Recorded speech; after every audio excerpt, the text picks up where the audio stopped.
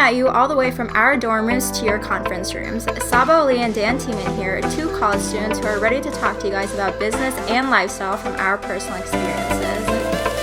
Each week we'll discuss about our lifestyle as college students as well as our tips and strategies starting in the business field. We'll bring on successful entrepreneurs in the millennial generation, share with us their journey and how they got started and where they're at now. Our goal is to help you students, millennials, and entrepreneurs gain inspirational advice via our spontaneous conversations and meaningful guidance. Let's dive on in. What is going on, everyone? Welcome to episode 54 of Dorm Rooms and Conference Rooms. And always on our Friday specials, we have another amazing guest on. But to get us going, Saba, how are you doing? I am doing great. I'm super excited about our guest today. He's been through an amazing journey, so I'm really excited to just get started here. Yeah, guys, we have Akbar Sheikh on. He went from being homeless to now creating multiple successful funnels and really just paving his own way. But that's just a mini tidbit about himself. Akbar, talk about a little bit more about yourself and let our listeners get to know you. Hey guys, thanks for having me on the show. Really cool to be talking to, people in college who are looking to become entrepreneurs.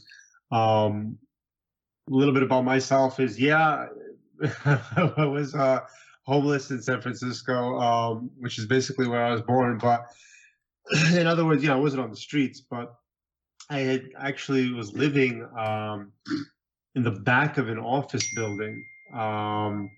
It was like, the electrical room or the phone room. And, there was no windows, there was no shower, there was no hot water. It was like it was the size of kind of like a walk-in closet, and I was on a bunk bed. So, that was my living situation. Coffee table was a cardboard box sort of thing, you know what I mean? If I wanted to shave or something, I had to take a pot of water, put it on my hot plate, plug it in, warm up the water, kind of use like my phone as a mirror and kind of, you know what I mean? But man. And then thank God I've been blessed. And now I've gotten the opportunity to create, to help create several 7-figure funnels. So that's kind of the 30,000 foot view. Yeah, but, we'll jump a little more in depth here. So to get us started though, how did you start living in the back of this office building, or in the back in this like storage room closet almost? How did you end up living there? Like, what happened before then? So basically, it's a very good question. How did I end up there? Yep. How did I end up in that position? Because I did go to, I'm actually a college graduate. Oh, okay. Yeah, I went to Quinnipiac University in Connecticut. I graduated college. Honestly, things just kind of went downhill for me. I was in retail, and I just hated it. And I just decided I cannot do this anymore. And obviously, because I hated it, I was doing really well at it, and then I started hating it. And then obviously when you start hating something, you don't do well at it. So then obviously your income gets shot. And I just decided that one day, I was so unhealthy in all different parts of my life, physically, mentally, spiritually, relationship. I mean, my whole life was kind of upside down. Just a mess, really. And then I decided, I'm like, I'm not going to live like this. I can't do retail anymore. So I literally just got up and left. And I'm like, I can't do this anymore. And then, of course, I didn't have money for an apartment or anything like that. So, I had to do what I had to. I remember I was like looking for an office, and the lady is showing me, and she showed me the office. And this is some building in some back road somewhere, like in, the suburbs of San Francisco. And, she showed me offices. I'm like, I can't afford this. What am I? And then it's funny, it was kind of like, like a gift from God. And and I'm like, towards the end of the tour, there's this like little door in like the dark corner, kind of like in a movie. And I'm like, what's that? And like, oh no. And then she's like, oh, that's nothing. That's the equipment room. That's where they store like the wires for the phones and stuff. And I'm like, oh, okay. And I'm just a curious person. Like, oh, okay. Can we see it? I mean, that's kind of a weird thing. Like, why would anyone want to see it? But she opens it, and I'm like, and I just tell her, I just open up my heart and I tell her and I see it. I'm like, oh, I can live here. And I just tell her my story.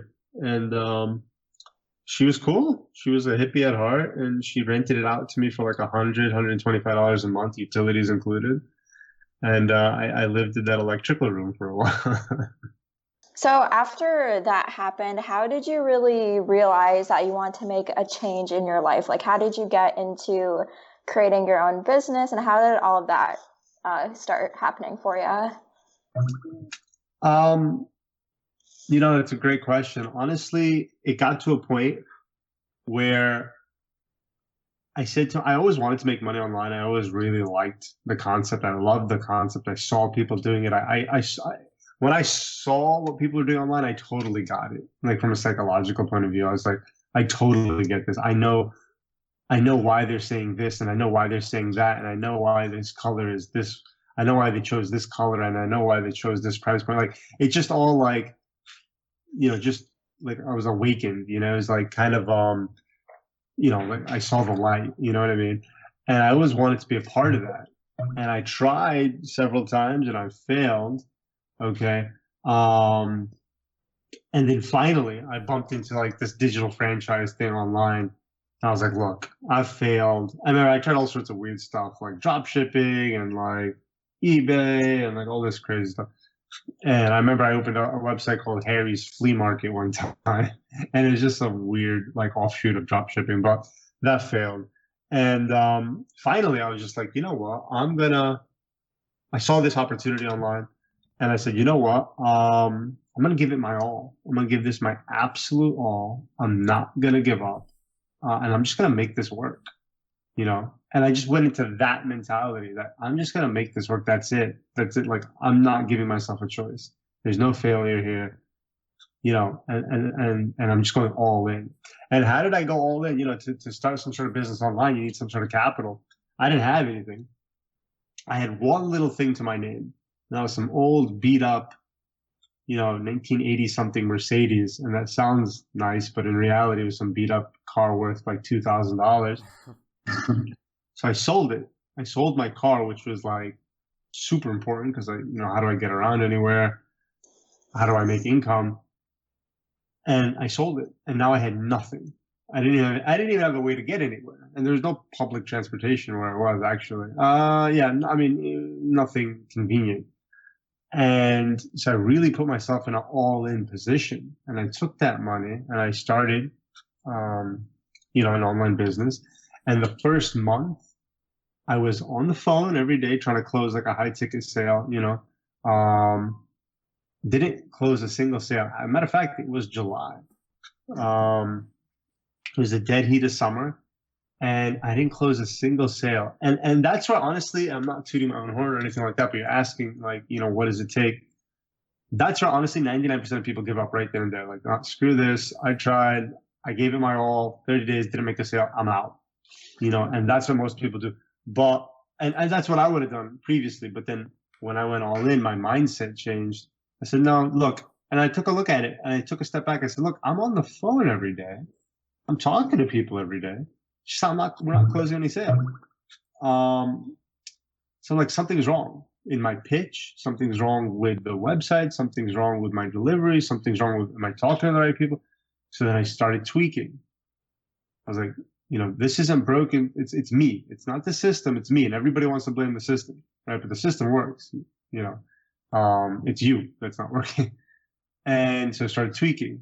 And then the next month I made one sale. My first ever sale online. It was $500, jumping up and down, dancing on the street. And again, started magic formula, test, tweak, and scale.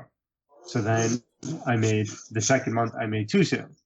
And then the next month I made 3. And then I started making 2,000 a month, 3,000 a month, 5,000 a month, 10,000, then 20, then 30. And I kept going. And it all really started with that all-in mentality. So when you first started selling things online, what were you selling? Like when you first made this first deal for $500, what were you selling a service? Were you selling a product? What were you selling? Yeah, I was selling digital product, like informational services. But, you ask that question, and I know this is kind of a lot of college kids are listening to this. And I remember in college, I was trying to sell stuff on eBay and Amazon, furniture stuff, like I think bed rails and like some random stuff. And it was all like weird what was it? It was like lamps and like, I don't know, bed rails and all sorts of weird like little furniture you could ship. And I remember like, that kind of screwed me up a little bit too, because, and you got to be careful with this, because I remember the first time I made a sale then, right? And that was more of a hard product, right? Yeah. And I don't know, I think it was like $100 or something. And I think I profited like 20, 30, $40 or something. And I was just like, okay. I remember actually calling a relative of mine. Matter of fact, I called my dad and I was like, because he knew I was doing this. And I was like, Dad, I just sold this. Can I leave? Can I leave school right now? Like today and just go work on this? Mhm. You know what I mean? And he's like, no. And I was like, but I mean, I was like definitely caught by that like shiny object syndrome. I saw, not that I ever like really cared about the money, which is another topic, but it was just I saw something working. I saw, I put something online for X price, someone bought it automatically at a higher price. A transaction happened, a profitable one. I saw that happen, and I just wanted to keep going and going and going. But you got to be careful of that too. You can't get caught up at that. Because like, the biggest mistake I feel I've made, and frankly, I don't really have any regrets, but biggest mistake I made out of college is I actually never really had a job in my life. And I tried one in my early 30s, and it was for like a nonprofit. Otherwise I never would have done it. It was just a really good cause. It was an education space, helping a lot of people out. But I didn't make it because it's like this. You take a frog, like if you take a frog and you put him in kind of lukewarm water, he'll stay in there. And if you turn the heat up a little bit, he'll adjust and he'll stay in there. And if you turn the heat up a little bit and the frog will adjust, he'll stay in there. And then you turn up the heat again and the frog dies. He's cooked. It's too hot, But you take someone who's 30, you put them in the job force, that's like putting a frog in boiling hot water. What happens is they jump right out, So that shiny object syndrome definitely prevented me from getting a job, which I mean, I highly recommend. Honestly, I highly recommend anyone in college who wants to be an entrepreneur to definitely get a job for at least a year at a solid company, not some, bullshit Uber or I don't know. There's a stupid phenomenon right now on college kids, good looking college kids with nice cars, guys and girls driving an Uber. It's the stupidest thing I've seen in my life. I was in between cars recently because we returned a car, or I sold the car and I was buying another car. I don't remember what to do. So I was taking an Uber every day for a couple of weeks, I'm kind of picky with what kind of car we got. And everybody, like all these young, attractive guys, girls, great cars. I'm like, and eventually I'm like, what the hell? So I start asking, like, what are you doing? Like, is this like some part-time thing? Or like, they're like, oh no, it's pretty, all my free time I do this. And I was like, eventually I'm like shocked because, the quintessential taxi driver is like, a smelly middle-aged person, right? And I'm like, what are you doing? Like, why are you doing this? Eventually I mustered up enough courage to ask. And they're like, look, we create our own hours, okay, and we don't have a boss. And then honestly, that really opened up my eyes. I said, man, these guys are doing this monkey work, right? That anybody can do all day long, breaking their back and their feet, and they're telling me their feet hurt at the end of the day, their back hurt, whatever. All for like, I don't know, $100, $150, right? All because they don't want a boss and they want to create their own time, quote unquote, freedom. I was like, man, these guys are blind to what's really going on out there in the world and to the potential of making money online. So how did you go from selling some info products and things like that to switching over to Clickfunnels? Did you, because obviously you're a 2 comma award winner and all that, which by the way, congrats. That's something I really strive for here in the upcoming years of my life, even this year or next year. I really want to get a part of that club. I think it's really awesome because I do a lot of digital marketing myself. Oh, cool. But anyway, how did you go from selling the info products to then getting into the Clickfunnel side? Honestly, I was just, you got to specialize in something. So I started, seeing some success online, and people were asking me, okay, how are you successful? Why are you successful? What do you do? Blah, blah, blah. And I would kind of just play it off, be like, look, hard work, determination, all-in mindset, so on and so forth, which is all true. But then people kept asking, so I sat down and I'm like, you know what, man, it's a good question. Let me really kind of flesh this out and see what it is. Is there like some sort of formula, or like why am I doing well? And I did kind of boil it down to a formula. And I call it, 7 pop. I call it adding pop into your business or your system. And that stands for principles of persuasion. So I identified 7 ethical principles of persuasion that you can put into your business to help it grow, and to help it scale. So when I figured that out, I started helping other businesses like that were doing, or other online businesses that were generating revenue, but their funnels sucked. I started helping them, and their revenue started dramatically increasing. And I said, okay, I'm on to something. And then that's kind of how I got into Clickfunnels. And that's what I do now, is actually help people who have an online business, who are generating income, already, but they have a sucky funnel. Their email series is sucky. And I just totally redo it. And then they see success very quickly.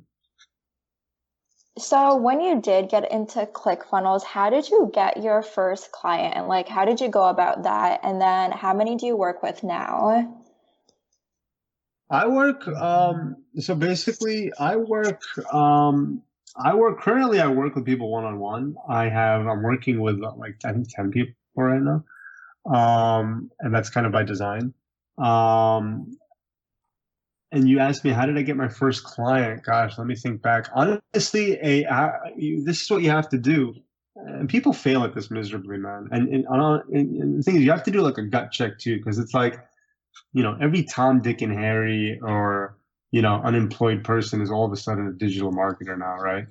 And it's like, you got to understand something, you might not be for you. You know what I mean? So one of my favorite quotes for entrepreneurship is live a couple of years like nobody else will, so you can live the rest of your life like nobody else can. And what I'm finding on kind of people in the entry level is that most people are not willing to do that. So you asked me, how did I get my first client? I just showed results, right? And then people's like, oh, well, how do you, I don't have any results. How do I get?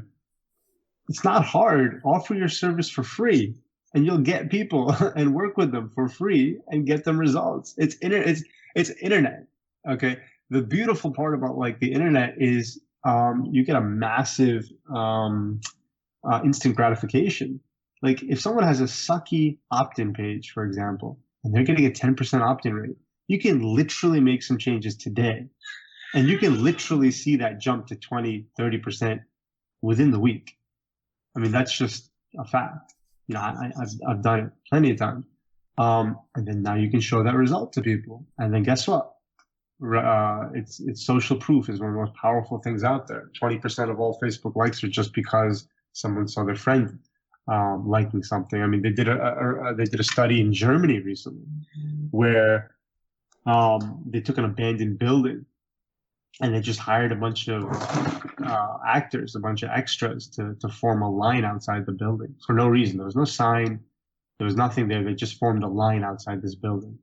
And then the most amazing thing happened. All the townspeople who saw that line, they just started joining it because other people were in the line. And they had for no rhyme or reason. There was no signs, nothing. They just started joining the line because it's monkey see, monkey do, right? That's human nature. If it's good enough for them, it's good enough for me. I don't want to miss out. FOMO, fear of missing out. So if you show people results, it's hardwired that people want to work with you because they feel that if you got them results, you're going to get me results. And you have to take advantage of these psychological things. So if you could give one technique to our listeners for their Clickfunnels or for upping their digital marketing businesses, whatever it might be, what is one technique that they could really take away and start utilizing today? People have, you're talking about Clickfunnels. I mean, for those of you who don't know what Clickfunnels is, it's a platform where it's a pretty cool platform where you can build funnels, opt-in pages, sales pages, thank you pages, order pages, continuity programs, webinar funnels, so on and so forth. It's kind of an all-in-one, all-inclusive kind of thing. The number one tip I have is honestly, there's this concept called funnel hacking. And what that really means is like, hey, or rather what people are doing is they really misunderstand this term very much so. And what's happening is okay, like let's just say they're doing like digital marketing, they're just selling like Facebook, ads or something, right? Like they want to provide Facebook ads for people or whatever. They'll just go to someone who's successful and they'll just copy their page. Mm-hmm. And, that stuff doesn't work, right? That is just a smoke and mirror marketing nonsense, because what you have to understand is, look, I have proof of this, right? I mean, I have people who have copied, like Frank Kern, like a top marketer. He's had like, pages that have done him millions of dollars. And I've had people copy his page, like letter by letter, like outright just copying and pasting it. They didn't do tiddly twat. And the reason is, you have to understand something. Here's the difference between someone who's just like playing around, maybe working really hard, maybe hustling really hard, and maybe making 6 figures, and then a person making 7 figures. The difference is this. People who are making 7 figures are talking deeply and profoundly to their audience as if they had their hand on their shoulder. They're looking them in the eye, and when they talk to them, the person is feeling, wow, has this person read my diary? You see what I'm saying? They're talking deeply to their pain point, and they're not offering them, they're giving them a solution. They're saying, this is the plan. And who gives plans? Authority figures. And then they push you, and then they actually hold your hand and take you to that button to buy it. And that's not a copy and paste thing, because your audience is different from his audience, and you're different than Frank Kern or any of these big guys. Everybody has their own individual fingerprint. Yes, you can go out there and model formulas. Absolutely. Absolutely. But copying and pasting the verbiage, the graphics, and all this stuff, that just flat out doesn't work.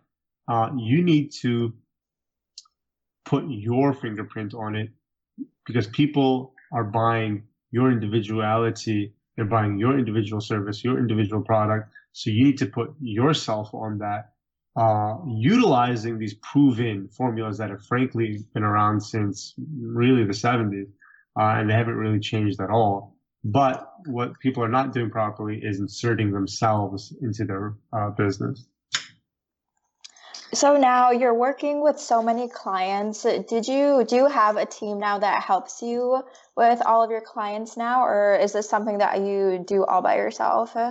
So I was doing it by myself, and then like I ran out of time, just not enough hours in the day. So now I have a team, and it keeps building. So now I can take on more clients. Otherwise I couldn't take on more clients because I'm just one person. So yeah, now I'm set up to take on more, as many clients as we need to. All my stuff's organic. I don't really market, frankly. It's all kind of word of mouth sort of thing. So I know you talked about like your pop rule, principles of persuasion. Is there any books that could really help people like myself or college students or anyone really in general, to be honest? What I recommend is, even to go before that, what you have to understand is you need to, one of the things that you really need to, if you really want, not to sound cheesy, but if you really want to never worry about a paycheck ever again, the number one skill that you should master is copy, actually. And if you can't, then you need to hire an expert in copy. And I'm always about concentrate on what you do best and outsource the rest.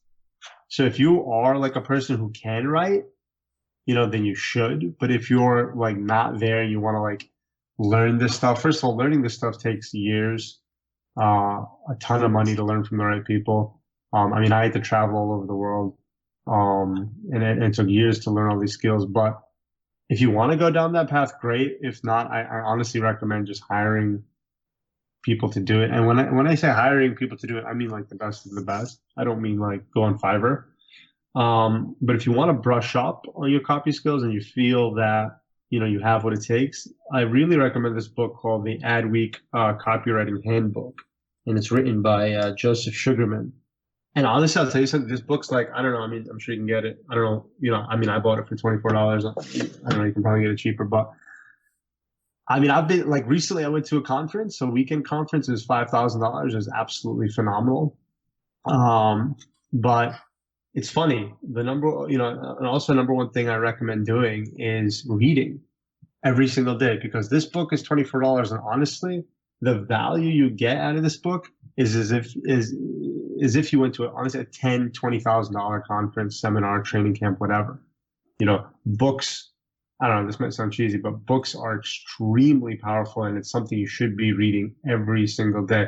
And I say that with a caveat, because what ends up happening is people just keep reading, and not doing anything. So what I really recommend is read a book, but read a chapter, and don't go past the first chapter unless you have implemented, what you have just learned in that chapter. Then move on.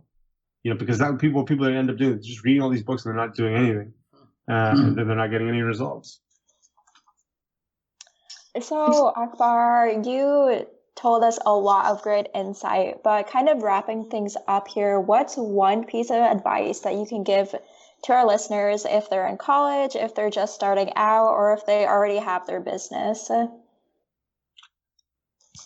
I mean, honestly, I'm just going to kind of summarize what I was saying. I think on the show, I would say definitely, if you never had a job, definitely get a job, put off your business and get a job for a year at least at a good, solid, like Fortune 500 type company, or like a real solid structured company, because that will really help you grow your business a lot.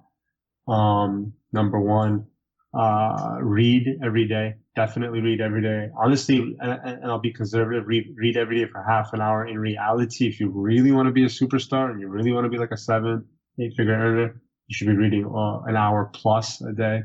Top guys, Mark Cuban reads for 3 hours a day, by the way. Yeah, that's true.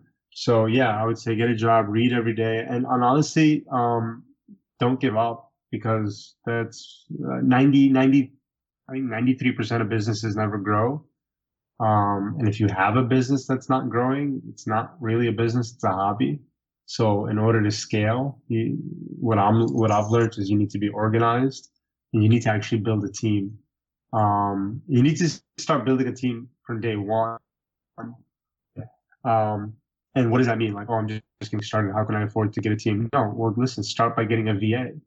Right? Start by getting a virtual assistant. They're very affordable. There's actually high quality VAs out there for $5-10 an hour. Start by getting one part time, and grow your team, honestly, because that's the only way you're going to scale up. And stick with it, and do every day, do 3 activities. Everything should be mapped out. You should have all your goals mapped out and sub-mapped out. And every day you should be doing 3, what I call money-making activities. And those are 3 activities that is growing your business. And if you do that every day, then you won't get stuck, and you won't get stale, and you will scale. And then finally, Akbar, where can people find you more directly at? Yeah, go to I have a masterclass actually on my website that shows how we created several 7-figure funnels, and how we kind of put in this pop. And kind of how we did it in our unique way. That's actually free. That's on my website, and that's just my name.com. So that's akbarshekh.com. And you can get it there for free. And then, I'm on Facebook. You can link up with me then, friend me up there if you want. And, that's where you can get in touch with me. Thank you, Akbar, for coming on the show. We'll definitely have in the show notes, guys, a link to his website so you can find it more directly there, as well as a link to Clickfunnels too. But guys, you can find Akbar at akbarshekh.com. And if you want to connect with us, you can find us at dr2cr.com. And to finish us out, Saba, what are some final words? Akbar, thank you so much for coming on today. You shared a lot of great insight about your business and Clickfunnels, so definitely connect with him, guys. But thank you guys so much for listening today on Dorm Rooms to Conference Rooms. Thanks, Akbar. Thanks so much. It was a lot of fun.